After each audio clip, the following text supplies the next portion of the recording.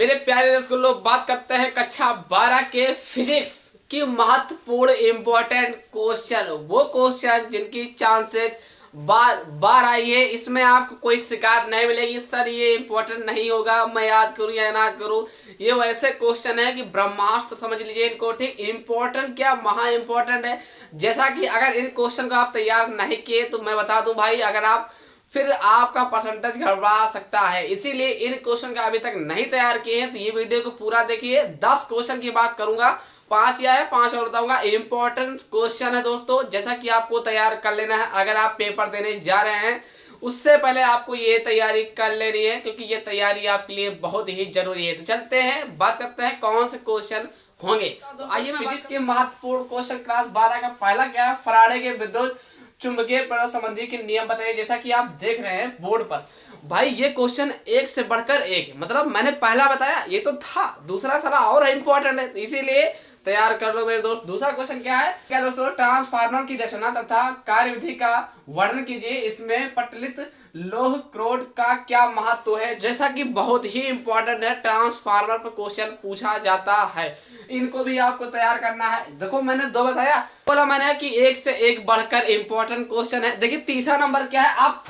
खुद अंदाजा लगा सकते हैं कि सब सही बोल रहे हैं कि ये इंपॉर्टेंट है। उनको हमें कोई बताना ही नहीं यार आपको कि ये इंपॉर्टेंट है, आप खुद समझ जाओ, सजेस्ट हो गया होगा कि नहीं ये बात सही है, इंपॉर्टेंट है। तो आप तैयारी करिए ना इसको। तीसरा नंबर क्या है, 2 समांतर धारावाही चालकों के बीच लगने वाले बल के लिए सूत्र स्थापित कीजिए। इसके आधार पर विद्युत धारा की मात्रक एम्पियर की परिभाषा दीजिए। जैसा कि सूत्र आपको निगमन करके ये लाना है दोस्तों, है ना। F/L बराबर U0 4 पाई ब्रैकेट के अंदर 2I1I2 बटे R ब्रैकेट क्लोज।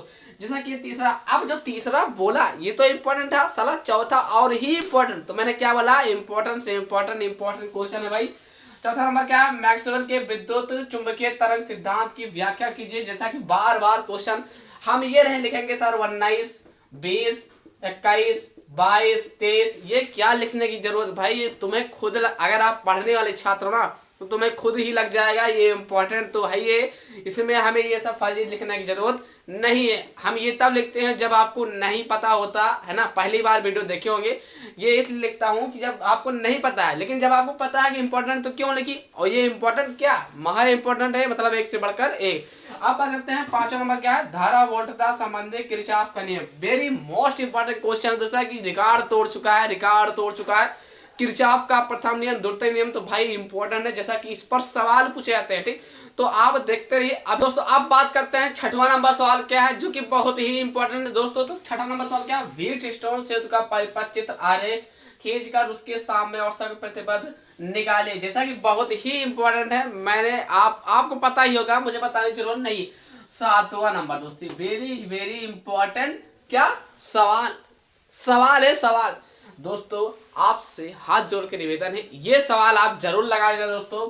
आपका इस तरह से आपका दिया जाएगा, एक सवाल जरूर आता है 8 नंबर में। फिर से बोलता हूं दोस्तों, हाथ जोड़ करके ये सवाल आप जरूर लगा लेना, नहीं आप खूब पछताओगे दोस्तों। इसीलिए मुझे पता है, इसीलिए मैं आपको बताता हूं, मेरा कोई जाता नहीं कुछ, है ना। आपका भी आप करना क्या दोस्तों, ये सवाल जरूर आप लगा लेना, है ना। इस तरीके सवाल जितने भी हैं, आप जितने सवाल आपको लगा डालो उतने ही कम है दोस्तों, क्योंकि इस तरीके सवाल एक आपको मिलेगा दोस्तों, जरूर मिलेगा, है ना। क्या लिखा है, प्रतिबाधा निकालिए। पहला क्वेश्चन दिया जाएगा। दूसरा क्वेश्चन क्या दिया जाएगा, धारा एवं वोल्टता के बीच कालांतर ज्ञात कीजिए। ऐसे ही चित्र बना करके ऐसे ही आपको सवाल दिया जरूर जाएगा, सवाल जरूर दिया जाएगा दोस्तों। इसीलिए आप ये सवाल लगा लेना दोस्तों, इसी की तरीके के और सवाल लगा लेना, ये सवाल बहुत ही इंपॉर्टेंट है। अब बात करते हैं 8वां नंबर क्या है, जैसा कि बहुत ही इंपॉर्टेंट दोस्तों, बहुत ही इतना इंपॉर्टेंट कि मैं आपसे क्या कहूँ, ठीक। क्या लिखा है, समांतर प्लेट संधारित्र की धारिता के लिए व्यंजक का निगमन कीजिए। इसे C बराबर के ब्रैकेट के अंदर एप्सिलॉन नॉट A बटे D। बहुत ही इंपॉर्टेंट है, मैं बता नहीं सकता हूँ कितना है, ठीक। 9वां नंबर क्या है, गॉस का नियम, कूलाम का नियम। भाई मैंने क्या एक वीडियो में बोला था कि जिसके पीछे नियम लग जाए समझ लो बंदा बहुत खतरनाक निकलेगा। गॉस का नियम पूछा जाएगा और कूलाम का नियम पूछा जाएगा। जितने भी आप नियम देख रहे हैं ना, चाहे केमिस्ट्री हो चाहे फिजिक्स हो, अगर आपके उसके पीछे नियम लग गया, जैसे एक होता है केमिस्ट्री क्या है, राउल्ट का नियम, उन्होंने भी रिकॉर्ड बना दिया वहां पर भी। और फिजिक्स के अंदर इन्होंने रिकॉर्ड बना दिया है गॉस का नियम और कूलाम का नियम। इनका सबका रिकॉर्ड बन चुका है ना, लिस्ट बन चुकी है कि ये बार बार पूछे जाएंगे, ये पहले से आपका पक्का हो गया। इनको भी तैयार कर लीजिए दोस्तों। है ना। जैसा कि समझ गए 10वां नंबर क्या है। 10वां नंबर तो भाई बहुत ही इंपॉर्टेंट है। मैंने क्या बोला, एक से बढ़कर एक इंपॉर्टेंट, महा इंपॉर्टेंट क्वेश्चन मिल रहा है इस वीडियो में।